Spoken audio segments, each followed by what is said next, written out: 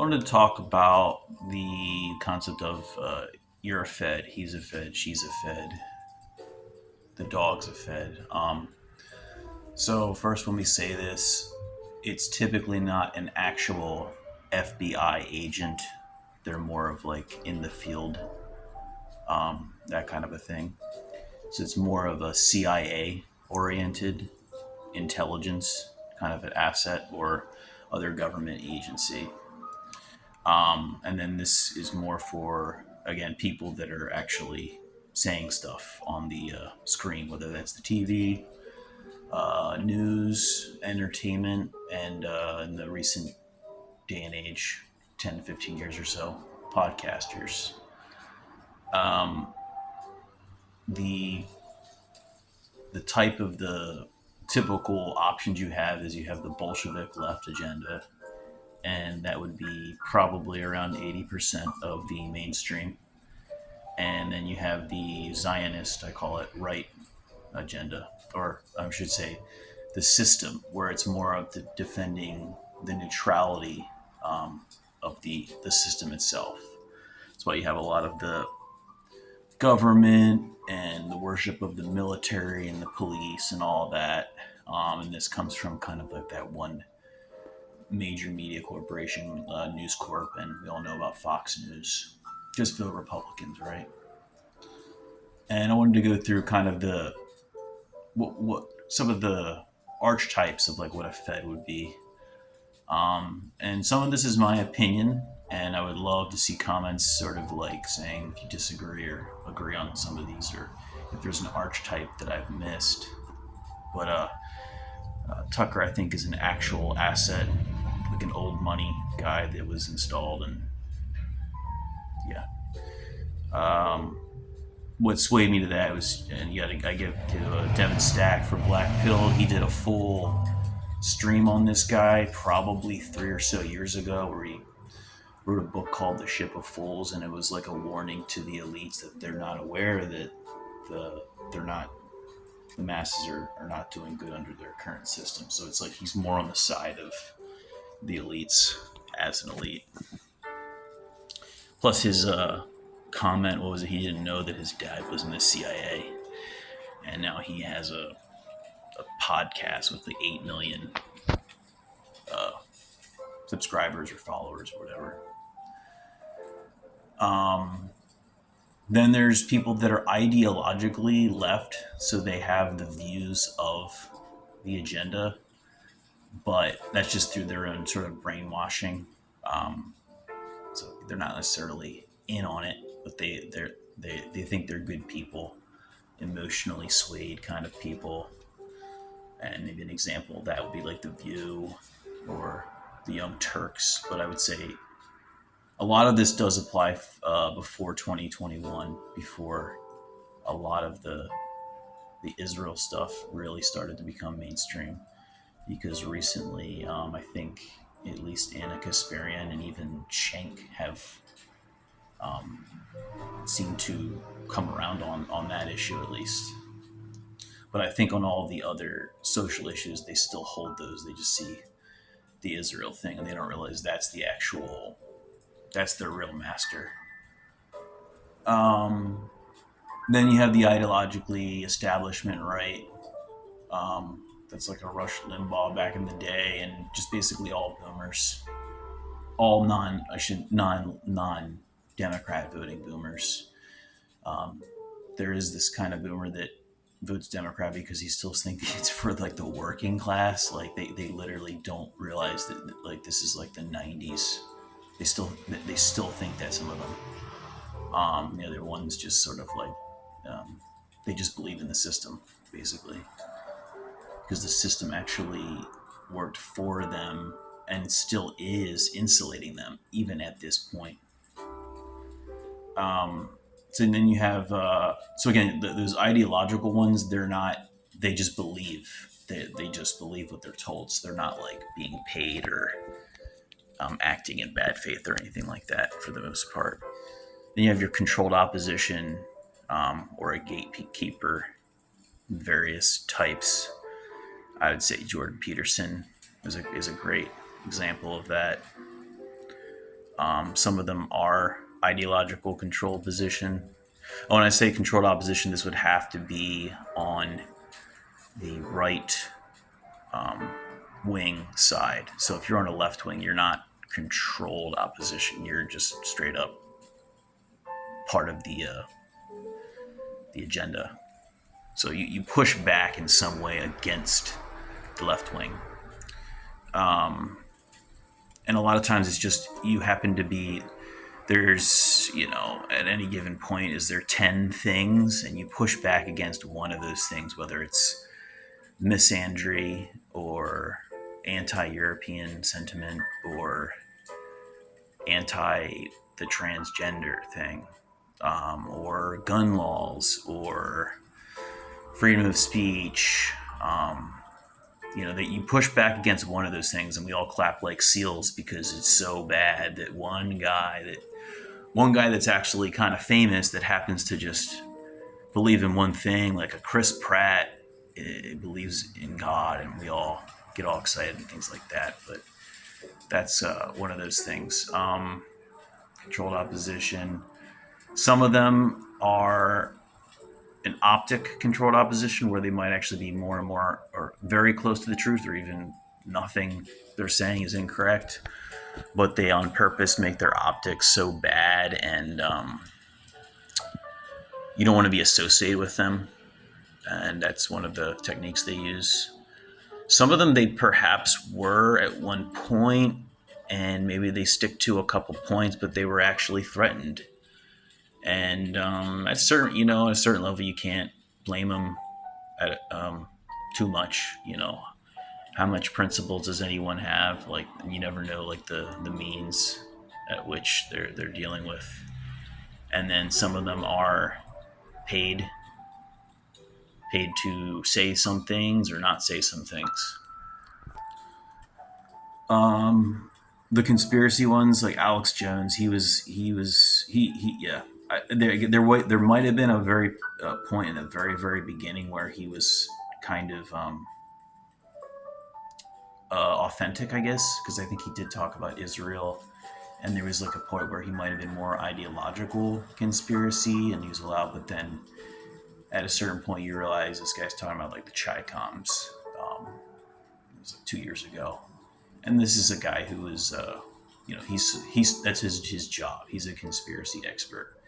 Plus, I think he played that kind of zany role that a lot of normal people don't want to be associated with. That they want to just feel like, I'm quiet and calm, and I look good, and I go out to my brunches and don't say anything too wild, and I trust the system because the system's worked for me, right? But screaming about unsettling subjects, you don't want to be associated with that. Then this wouldn't be an archetype per se, although sometimes they might roll someone out like it. But we'll talk about like the controlled burn and a DRAD.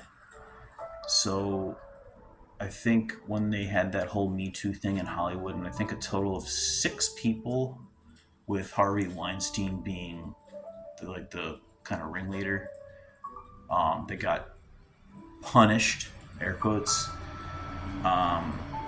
This is all from like women on the casting couch kind of a thing, and there wasn't.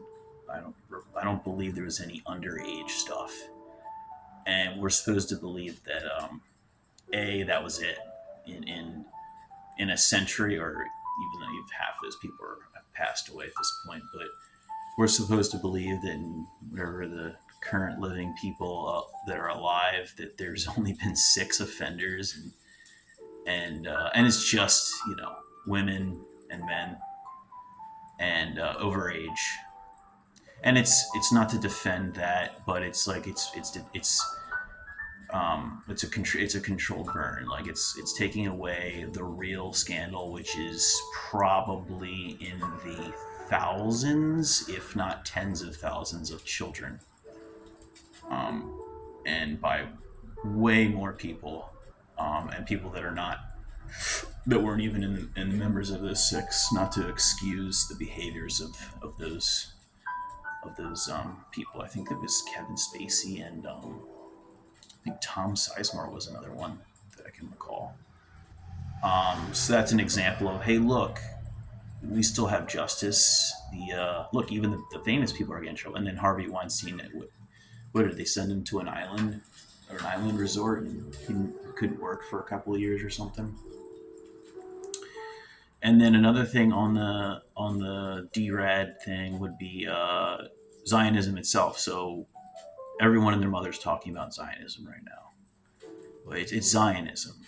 It's not, and then it's Israel, or it's Netanyahu. It's the Israeli government currently. It's like, no.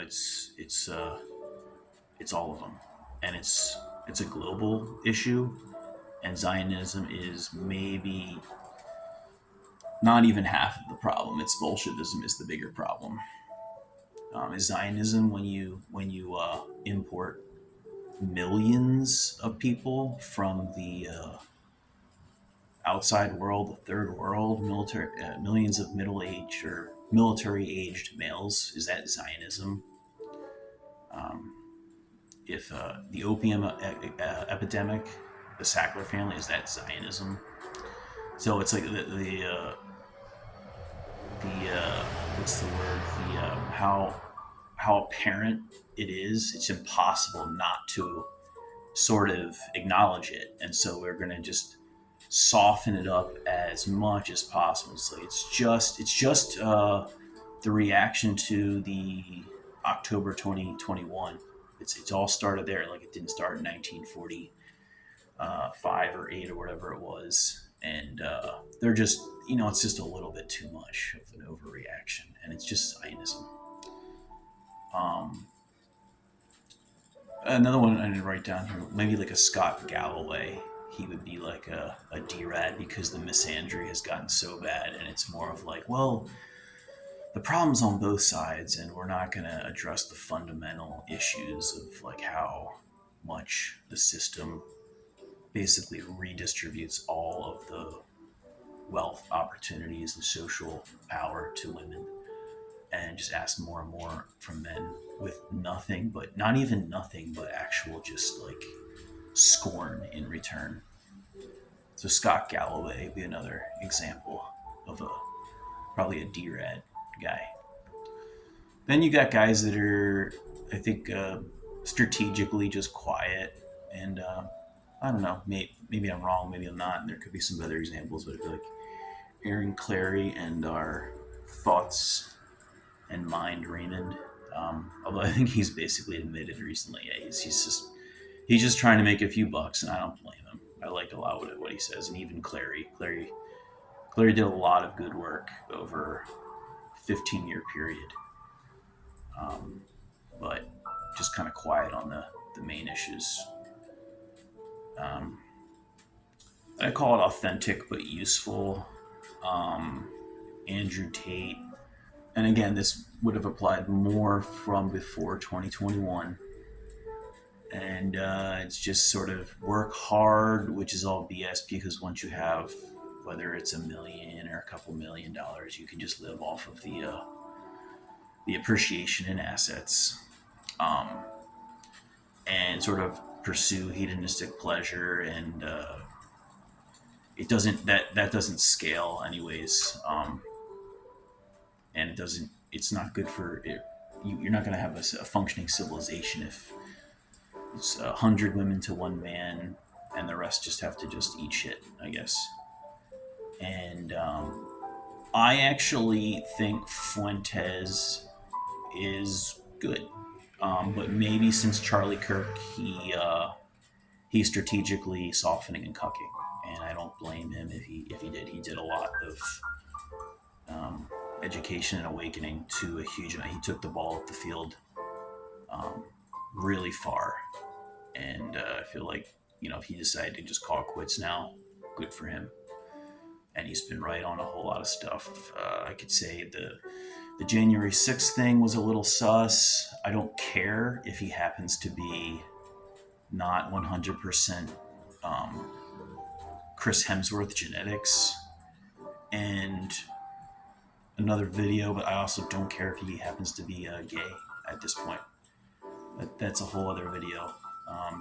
I just don't care about that anymore. Basically based on the situation between the genders at this point, the relationship between men and women. Um, and here's a really crappy schematic. But basically, just think of a bullseye, and if you're watching something that has a lot of, it's on your TV front and center, that's MSM, right?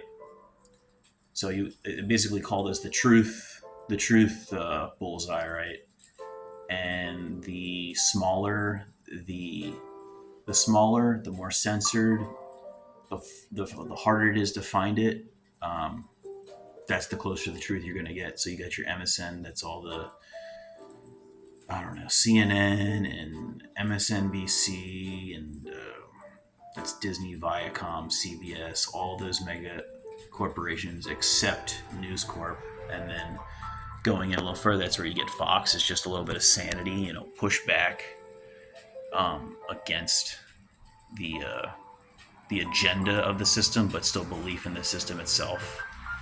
And this is pretty old school. I had Limbaugh here, but it's just sort of maybe a lot of those podcasters, basic conservative podcasters, push back against a certain one aspect of the regime without really like going further. And then Jones conspiracy level. That's there's an agenda that's being had, and we're under control by people somehow using the banks and the media. That's their weapon, and how they're doing it. It kind of supersedes the government and the military and all that. And then in that middle circle there would be people that maybe just name them. And then that dot would be people that just articulate it and their optics are good. And you have to go to, we're talking probably minimum 10,000 or maximum 10,000 subscribers at this point. And you're looking at things like BitChute, Rumble, Odyssey. Yeah. So if I said anything you disagree with, like, oh, I think Tucker's authentic, I think